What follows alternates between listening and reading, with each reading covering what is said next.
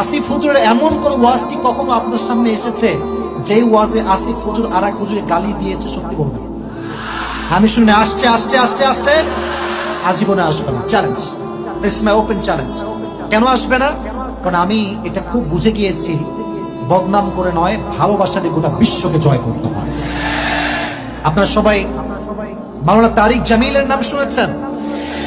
Top famous scholar from Pakistan, broad minded personality belong করে।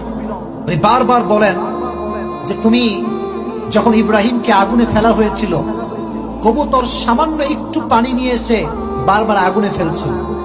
কবুতর যদি পুরো আগুনে দাও দাও করে চলছে একটা জায়গা, আর সামান্য ঠোঁটের 1 ইঞ্চি পানি থেকে আগুন নিভে? কাশিমপুরের ভাইরা বলেন নিভে। তাও কেন সে পানি দিচ্ছে জানেন? তারিক জামিল ব্যাখ্যা করছিল, কবুতর 1 ইঞ্চি পানি দিয়ে এটা প্রমাণ করেছে যে আল্লাহ, আমি জালেমদের পক্ষে নই, আমি তোমার নবীর পক্ষে অবস্থান গ্রহণ করেছি। আমিও জানি যে আমার ছোট্ট মানুষের দ্বারা উম্মতের বিভেদ কখনো আমি দূর করতে পারবো না, এটা আমি জানি, এটা আমি মানি, এটা আমি বুঝি। বাট আমি ইব্রাহিমের সেই কবুতর হতে চাই।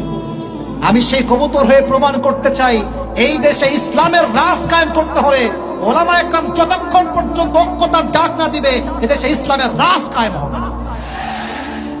হাত লাগে।